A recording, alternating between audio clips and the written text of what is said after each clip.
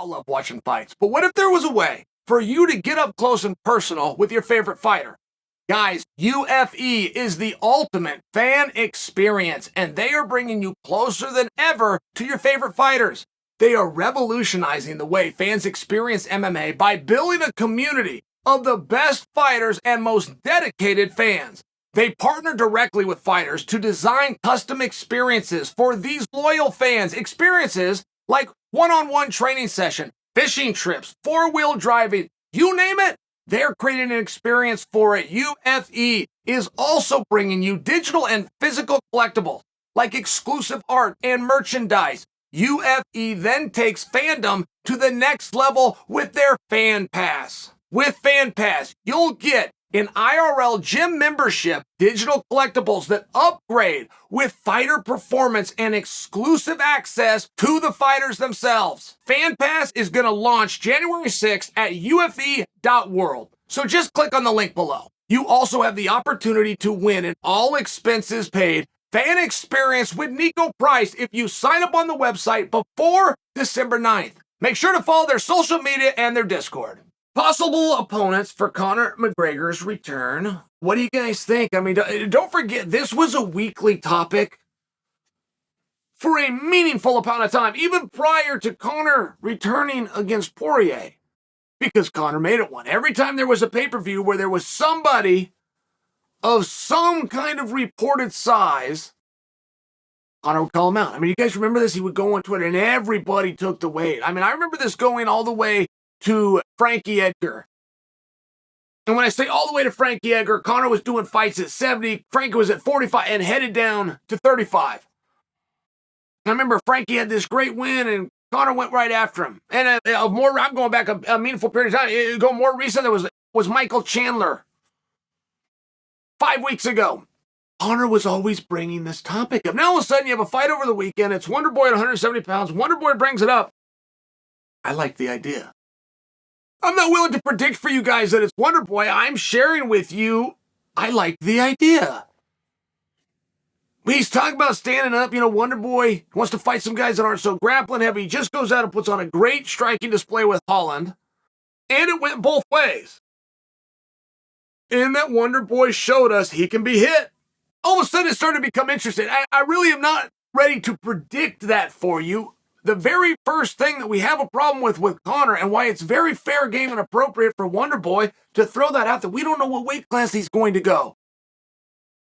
And that just ties you into all of the USADA information, which I don't believe has clearly made a ruling on what they're going to do with Conor. If you want to correct me, go ahead. I know that Conor went to the media with his request of what would be done. And there's only a couple of options, which would lead you with a couple of interpretations. So you can have your opinion. USADA is going to let you know what theirs is. Boom, there's your option. I don't know if they definitively came out on that. And the reason I bring it up, like this, it's never going to stop the steroid and the anabolic talk and the ped talk. Conor didn't want it to. I mean, it's one of those that Conor's having fun with it. He's the one posting the pictures that's making you guys speculate. All right, fine. Fair game. Go ahead. If you were Conor and you were not in the USADA pool and you were injured and you had the opportunity to take something that was banned, why wouldn't you? And hear me out. Hear me out. This isn't from one dirtbag covering for another. I'm not talking about illegal guys. And when I say illegal, I'm talking about the law. I'm not talking about something that you have to have undercover, and if you're caught, at least within the States, they call it a Class C substance, and they put you in handcuffs. I'm not talking about something illegal. I'm talking about there's a number of medicines that would be in violation of USADA. That's true. And largely when this comes out, people assume steroids, they assume growth hormone, and that's just simply not how the rules work. That just isn't the case. BJ Penn, by example, has an USADA infraction. You get 3 and you're out for life. BJ Penn has an infraction. Didn't test positive for anything. Wasn't even accused of it. How does he have an infraction? Well, they came out with this new rule called IV. IV is not a substance. It's a form of administration. I'm just sharing with you. There's a number of things that are very good medicine And there's a number of things that happen right on the spot. BJ Penn had to get rushed to the emergency room with some with dehydration. They put this in. There was no time to juxtapose what the doctor was doing with rules. There was no time. So it was kind of a hard spot. I didn't like that it happened to him. I don't think that anybody should ever have to take their health in the wake of their doctor versus a choice of their sport. Now, they do. That sounds very harsh the way I say it, and you might not like it. That's 100% what they have to do. You guys want to know a secret? You want to know a secret? I don't think I've ever told you. Do you know I've never taken steroids? Would you like to know? I've never even been accused of it. I never in my career was even accused of it. I ended up in a jam over a drug test, and boom, that's what the media said. It instantly went to steroids. Kenny Rice, who I'm not giving a hard time to, but it was Kenny Rice, went on television, one of the very few MMA shows that existed, and said that I failed a steroid test. I'm looking to go, Kenny, I didn't even take a steroid test. I was never accused of but I didn't even take a steroid test. You accused me of taking a test that I didn't take, oh, by the way, and failing. So it was one of these things, and I've always steered with it. I've just gone right along with it because I saw the way the wave goes. Now, I don't bring this in to talk about history for myself. I'm doing it to try to prove a larger point. And you Chael fans out there just turned your head and go, what? I've heard you say you've done steroids 100 times. It was the way I handled the PR. I was never even accused of it. In the world of PEDs, and I will always go back to 2008, and I will always tell you the story of the 14-year-old gymnast from China that won the all-around gold medal. They took her medal off her. They punished her for 4 years, and they gave her coach who gave her the illegal substance a lifetime ban. They removed him from Olympic Village, put him on a plane back to China, and he can never return. This is what the guy did for a living. Sounds pretty harsh. He gave her ibuprofen that's got a street name of Advil. They just simply didn't know it was banned. Just as simple as that. The whole thing was filmed by NBC, and they zoomed in, and they had the whole thing. The coach had a fanny pack. He was right down there on the floor. He had a fanny pack, and he opened it up, and he gave her one, and she had a billionth of a trace.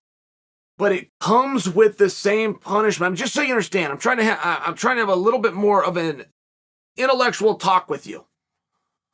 And we never get to this point, and as soon as somebody does, they use some term like a picogram, they lose everybody in the room. So I'm doing my best to just keep this very simple to share with you. It is believed that it is illegal. It is even believed that it is performance-enhancing drugs are on the ban list. There's a number of things that are performance-enhancing that are allowed. Would that surprise you? There's a number of things that are banned that are not performance enhancing. So that is a media creation. There is simply a banned list. That's it. It's not performance enhancing. Does not have to be. Does not have to be anabolic. Does not have to be illegal. And they're all treated the same. There was a day when yours truly got sworn in, went before a commission, and got approved for testosterone. Not the greatest performance enhancer I had, but very helpful. I got done. I exited the court. Nick Diaz was sworn in. He was the second one on the docket. He was given a 5-year ban for marijuana. I was approved for one of the more helpful legal medications, and he was given a 5-year ban for marijuana. And that wasn't a big deal at the time. That wasn't odd at the time. That was actually very in line. And I only take the time to share with you that before you think that Conor is on something illegal or even an anabolic, wouldn't it be responsible for him to take what he could that was prescribed to him by a doctor without having to juxtapose it against an USADA pool, which, by the way, he's no longer in? It would seem as though that would be the right thing to do. It doesn't mean that he did. might have understood those rules and might have followed the Demetrius Johnson, which is I don't know what the rules are, and I'm only going to put food and water into my body. But wouldn't it make sense if he at least took some medications? And Derek, more plays, more dates, was on Joe Rogan and had a meaningful conversation about it. And Joe said something to the effect, and I think I'm even quoting verbatim, that Conor's urine would melt the USADA cup. And Joe said it in more of a statement than he did a question form. And Derek said, well, yeah, it certainly looks like he's on something, which is speculative. But then Derek went a little further to talk about some peptides and some things that you can take that while it clears your system, doesn't leave a genetic marker, isn't going to show up on an assay, could have long-term benefits. I would challenge none of that. That all makes sense to me. And USADA has protocols to look out for that. I'll share this with you because I personally went through them. And one thing when I was going to return from the sport is USADA wanted a period of time to test me. Now, you guys might be familiar with that rule. It's the one that Conor's about to face. I didn't know that was a rule. This is how I learned about the rule. And I just remember what USADA said on the phone. They just simply said, we want to know that you didn't go on a steroid holiday. That was their terms. That made a lot of sense to me. And I've had people say, you did this because it was a performance enhancement. Let me stop you right there. I've never, nothing in my life, unless I thought it would enhance my performance, all medicine to pass the FDA must prove to the United States Senate that it can enhance your performance. Like, it's a really weird thing for me when people say that.